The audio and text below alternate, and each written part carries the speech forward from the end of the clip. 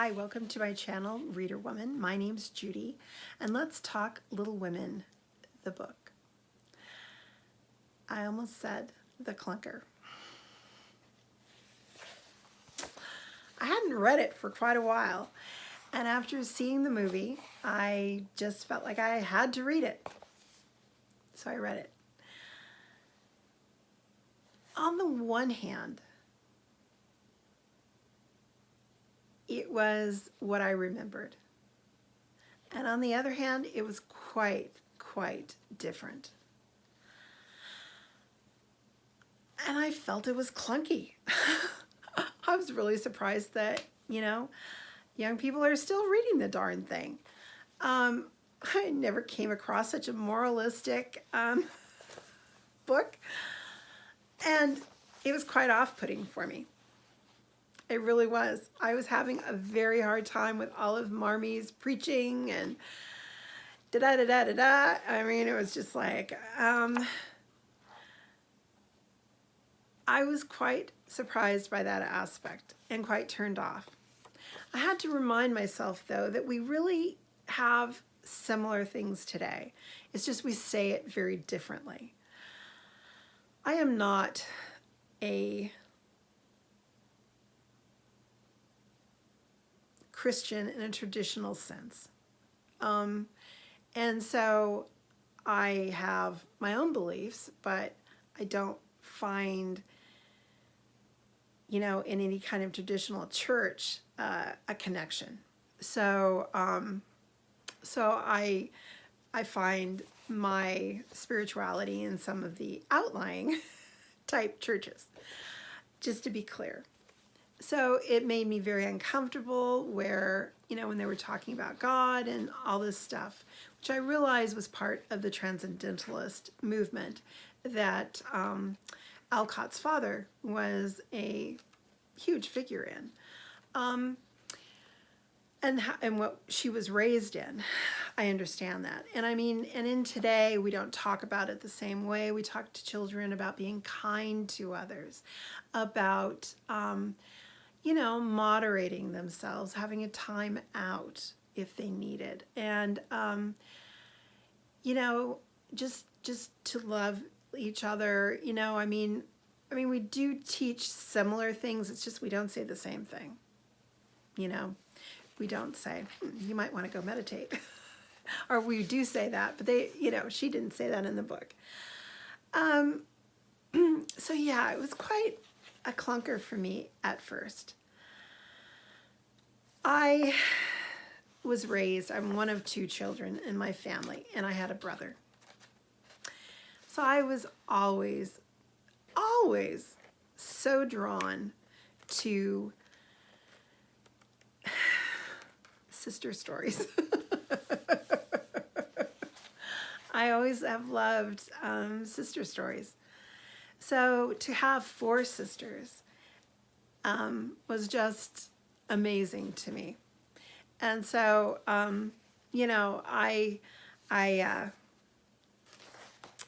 love that aspect of the story so much. But there are some things that I had some problems with. And unfortunately, I don't have quotes and all the rest of it. But let's just talk about providing for the family.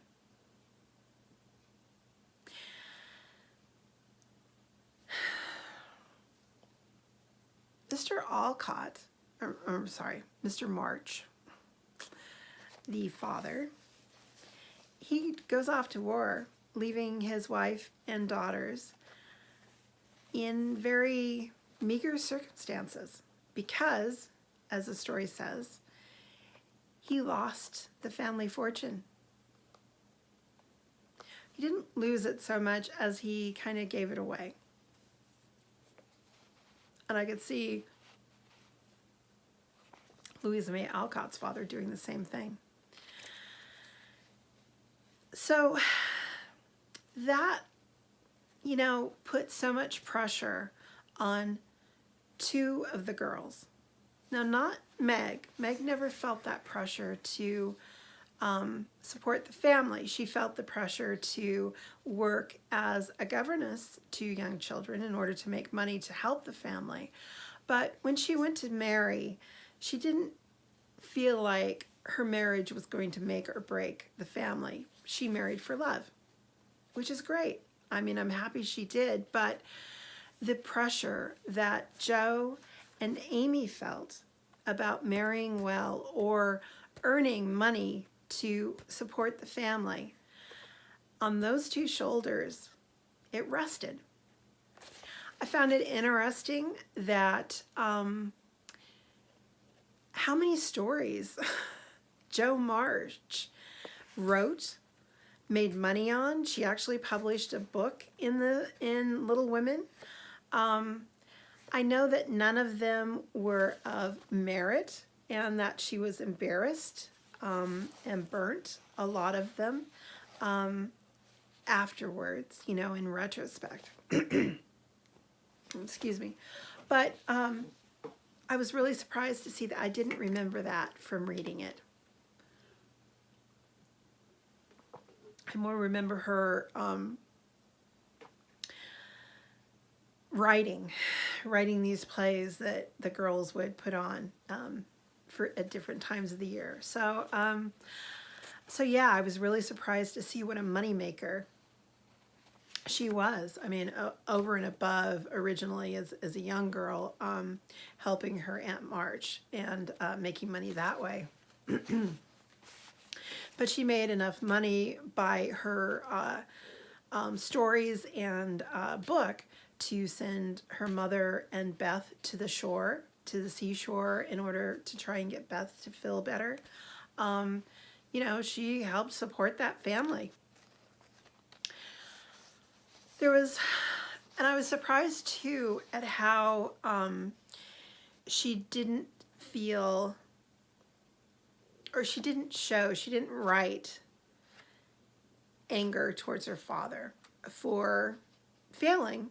And I mean, if in 2020 I'm thinking that it's the father's responsibility to bring home the bacon, you can only imagine how in 1860s it was even more of a norm that father supported his family. And Bronson Alcott was not that guy. He was unfortunately willing to let his family starve for his ideals.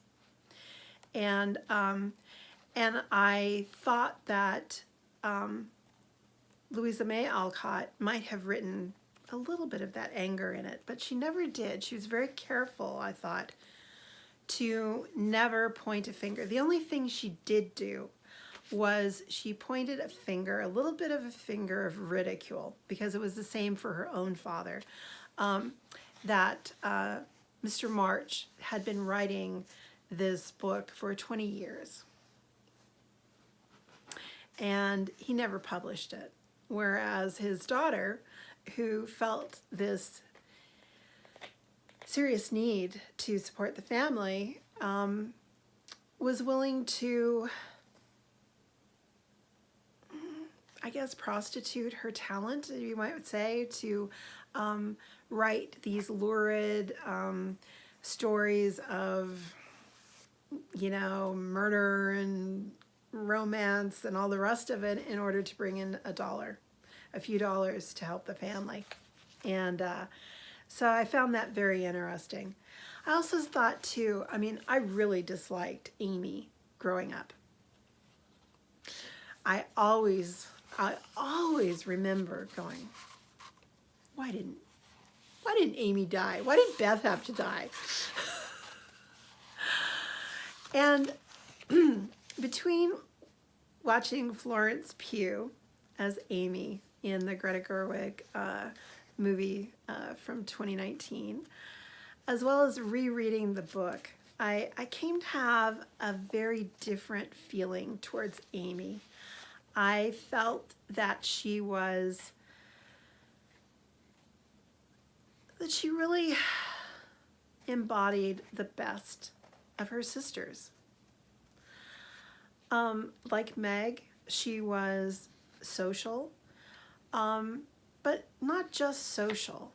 She, Meg wanted to be pretty, and she wanted to be admired, and she wanted to fall in love. Amy wants to be liked by other girls and other matrons in that society that she lives in, because she wants social standing. She understands that it's important to live in a community and be seen in a favorable light. She has Joe's drive. She wants to become an artist, and one of the reasons she wants to become an artist is to help support her family. And she also knows too that if she can't do it as an artist, she's going to do it by marrying well. These kind of things, she is going to provide a home for her family. And, there's a bit of Beth in her as well. A much tougher, grittier Beth. But I finally saw Amy as that amalgamation of all of her sisters that she has as her role models. She's so much younger than the two older sisters. And, but like every other younger sister, she's like, I can do it better than you can. And ultimately, I think she did. She didn't bastardize her art to make money, true. But she tried darn hard. She took classes. She worked at her art to try and become great. And she married well. She could have married better, but she married well. I think she married not just well, but for lifelong happiness. And so yeah, I finally have an appreciation for Amy, which I never had before. Let's see here.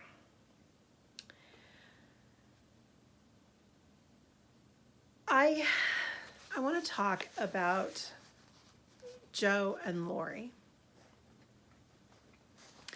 and why we all have such a hard time with them not ending up together. I don't begrudge Amy at all for ending up with Lori. I think it does make sense in a certain way. However, I think one thing that we all love about the Joe-Lori relationship is their equality. They are equals in that relationship. In fact, Joe may have a little bit of a higher hand in the relationship. She's always telling him what to do and all that. But ultimately, they have a much more equal relationship than anything Joe will have with Professor Bhaer. Professor Bhaer is 40. He's almost the same age as her parents. And by marrying Professor Bhaer, it's like she's marrying her father. Someone she has to take care of. Yes, he brings wisdom and stability to their relationship, but she brings the money. She brings the house that her aunt left her. And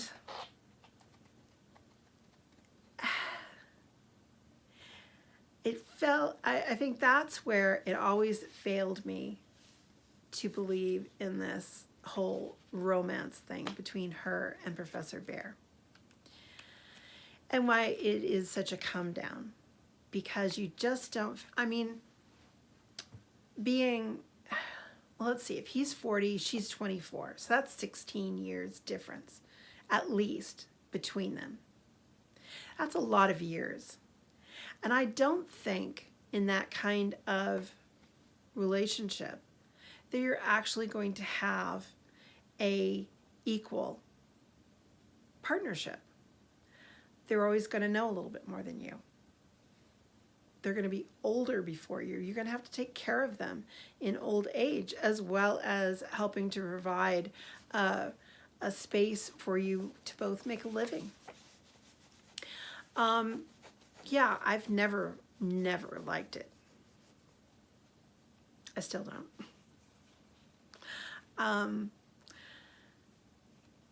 And with, yeah, it just felt like she was marrying her father. So that was one of my takeaways. The other thing I wanted to talk about was how I felt that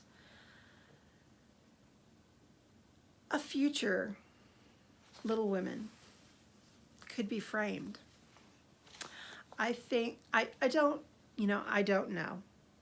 But I do think that you could, if you were writing the right screenplay, take Little Women and turn Jo into a transgender woman. She most certainly talks about it enough. And there were women dressed as men in the Civil War, just like there have been in almost all wars. So I think until the modern age where women are able to fight as themselves, okay, I'm talking more ancient wars. And I think that would be an interesting take on it. It was the one thing I have to say. This story has many layers. And I think we all can see the old story. But what's brilliant about Little Women is it can also be brought into current life, into our new social morals, and that and the story would still work. I said in my previous video how much I loved the Gerwig's version's ending, where it's a little bit amorphous as to whether she actually married Professor Bhaer or whether she just, what do I want to say, took him on as a teacher in her school. And either way was fine. The friendship was so important to her. A young woman on her own in New York City, meeting a very educated man, which made me understand that she had had very little education herself. So,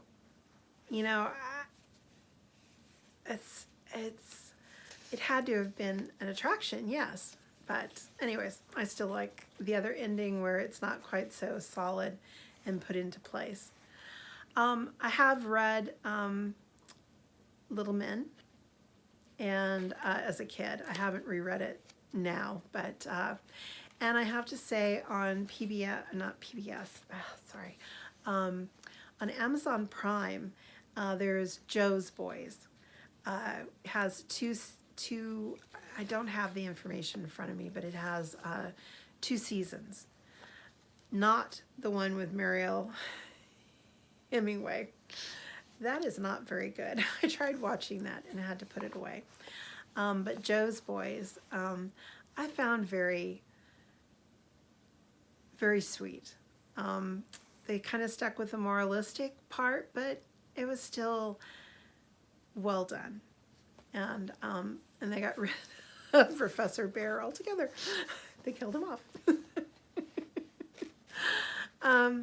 But yeah, I think that there are so many dialogues that could happen here. These are just a few of my thoughts.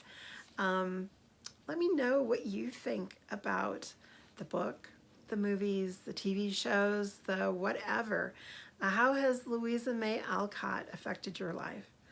I've most certainly enjoyed re-looking at it all, rethinking about it. And it still is consuming me, I have to say. I have this here. Hold on a minute. I've read it. It's a book from 2010, The Lost Summer of Louisa May Alcott by Kelly O'Connor McNeese.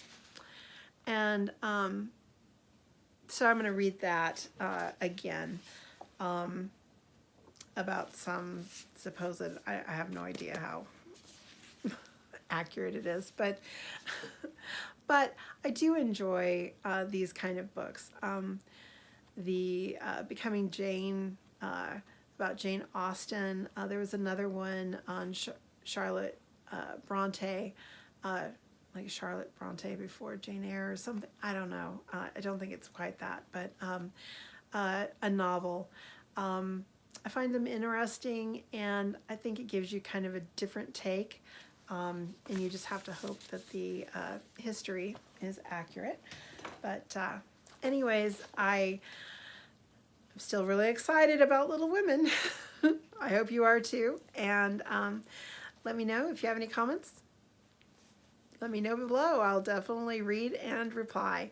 Hope you're having a great reading night, and happy reading. Bye.